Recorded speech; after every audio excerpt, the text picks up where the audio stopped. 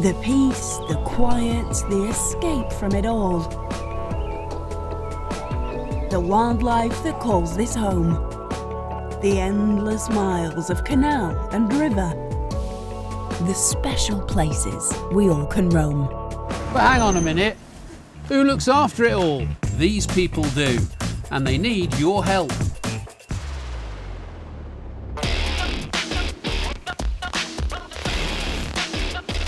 As the name suggests, the Canal and River Trust doesn't just look after our canals, they also operate and maintain some seriously impressive river engineering. Come along and have a look, they said. So here I am. Welcome to the Tees Barrage. It looks like a bridge, and it is on top, but underneath the road and mostly underwater are 4 giant steel gates used to control the river flow, and they need a major service.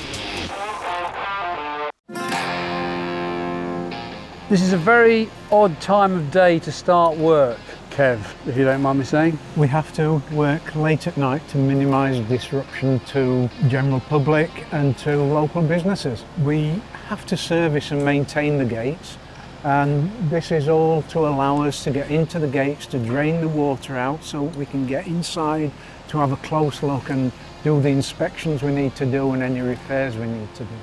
So first, the team needs to build 2 dams to hold back the river and tide. 13 massive steel beams called stop planks must be carefully lowered into grooves in the concrete sidewalls. It's dangerous, precision work. Once the stop planks are in, that allows us to pump out the chamber to allow us to get in there to do all this essential maintenance work. The stop planks are stacked on top of each other to create watertight walls. To make sure they drop in okay, someone has to get wet. So Carl is the diver in the water at the moment, checking the first of those planks that's gone in. But if you come into his office... Yeah, roger mate, then that should be flat to the bottom now. This is mission control.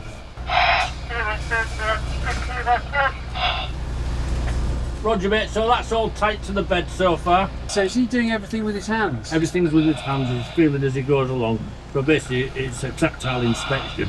He's making sure the seal is tight to the bottom. That's a better picture than he'll be seeing, sir, you reckon? Yeah, basically, yeah, he just sees a glare. And then once he's signed it off and said that's all okay, they can then drop all the other ones on top of it? Yeah. And how long will this take? Is it all night just to get these planks in? All night, yeah. We close the road at 10 o'clock and we plan to have it open again at 6 o'clock in the morning. So 6 o'clock in the morning then, that'll be time for baking sandwiches? Just about. Yeah, you buying? I'm not buying, no, but I was hoping somebody might bring me one.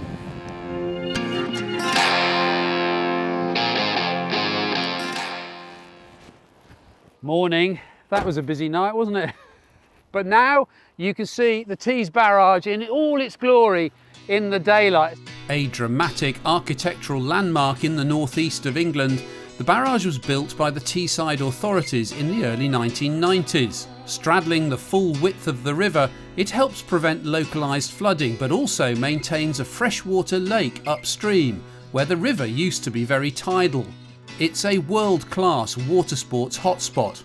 Underwater, there's some brilliant big engineering here, mostly made of concrete, 40,000 tonnes of the stuff. The barrage is basically 4 open slots called chambers, each one home to a massive 50-tonne steel gate moved very slowly by a giant hydraulic ram.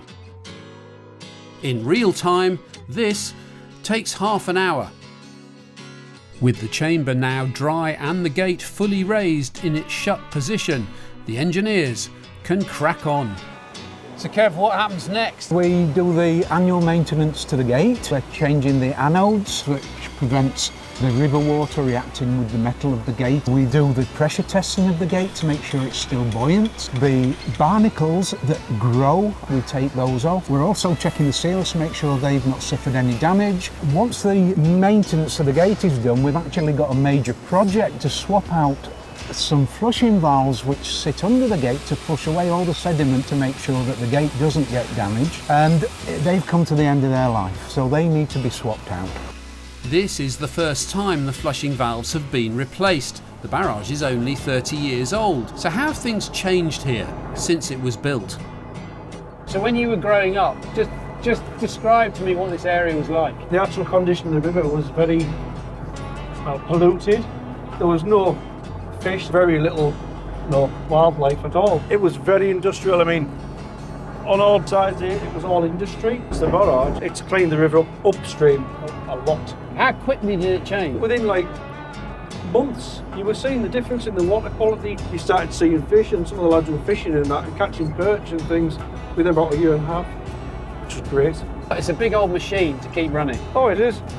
I mean, I wouldn't like to think how much it costs to keep it going, like. Challenge now is for the Canal and River Trust to, keep the money flowing, to keep it maintained. It's a clever piece of kit, really, isn't it? I mean, just to look at it, it's absolutely fantastic.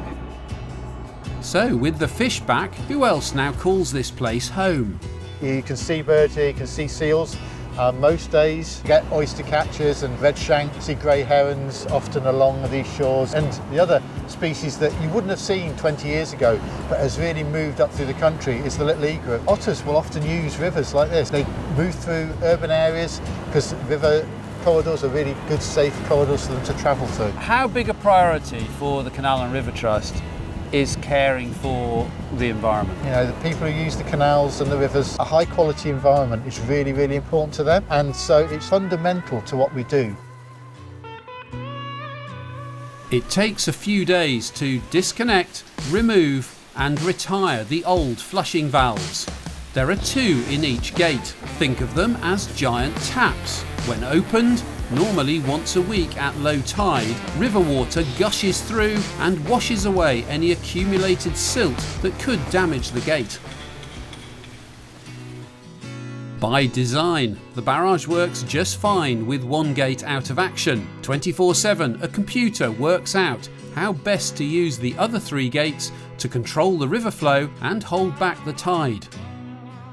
We look at the flow coming down, and the computer's got several settings. It's got normal flow, it's got high flow, and it's got high flow. If we had a lot of water coming down, it would then drop it. It will move the rams to the correct position to ditch it. And we just keep an eye on it, because in extreme high tides and extreme flows, you've got to then step in, add the human touch to it. If you want to override the system and manually operate a gate, what do you do? If I wanted to go, say, into gate 1, just double tap, the controls for gate 1 come up.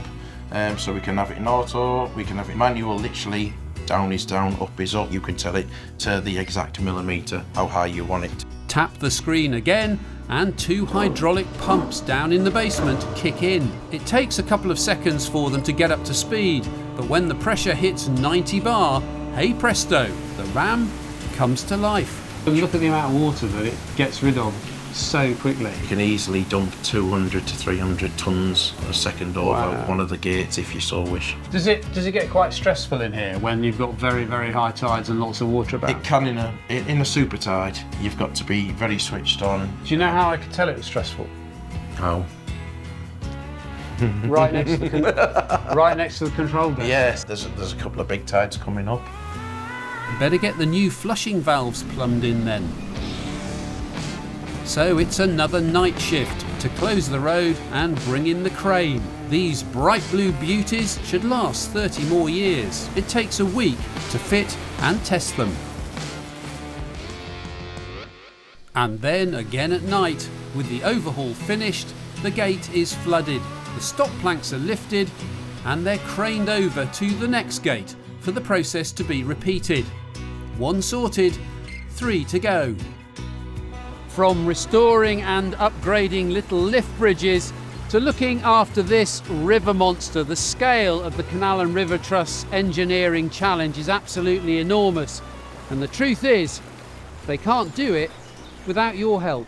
You can take action and make a difference by supporting our work with a gift today. You can easily donate by scanning the QR codes on the screen. Alternatively, text Canals 8 to 70460 to give £8. Text canals 12 to 70460 to give £12. Text canals 20 to 70460 to give £20. Your gift today will help us to protect your local waterways for future generations and help canals thrive.